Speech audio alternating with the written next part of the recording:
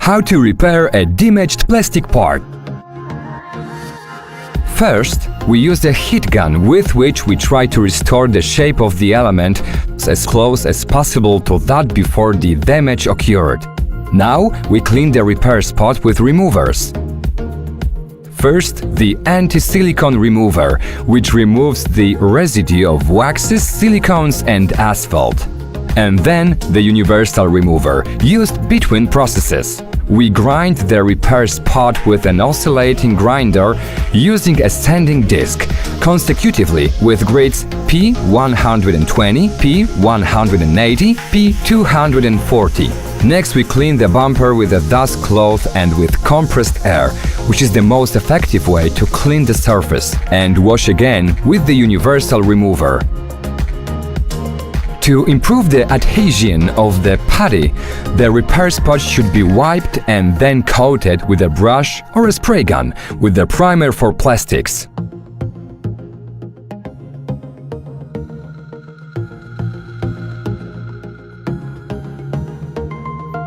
We apply the putty for plastic.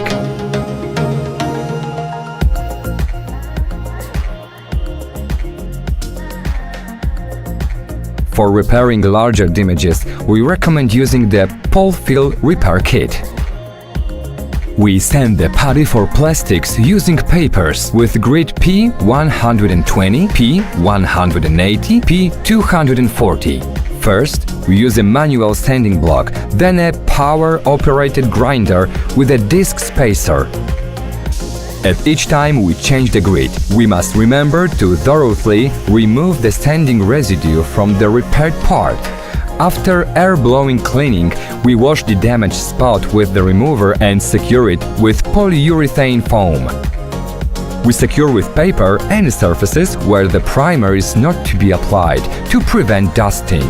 Using a spray gun, we apply the primer for plastic on the sanded spot. Then we use the acrylic filler, which we mix with the hardener for acrylic products in a 5:1 ratio, where we apply 1 unit of hardener per each 5 units of the primer. We add 20 to 25% of the thinner for acrylic products. The aluminum roller will help us measure the right quantities of the products. We apply 2-3 layers of the primer, observing the evaporation time between layers from 8 to 10 minutes.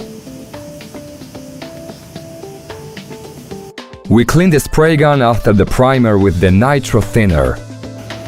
Once dry, we sand the damaged part with paper grid P320, then P400, first manually, then with power-operated grinder. We air blow clean and mat the remainder of the damaged part using paper grid P800 and then P1200, and the fade-out spot using paper grid P1500. Using the base coat thinner, we dilute the base coat and apply 2 or more layers, depending on its opacity. We clean the spray gun with the nitro thinner. We begin the final step by mixing the clear coat classic with the hardener in a 2:1 ratio. We apply 2 layers.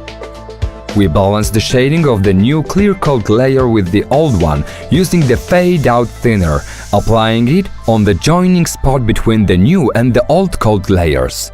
We clean the tools with the nitro thinner.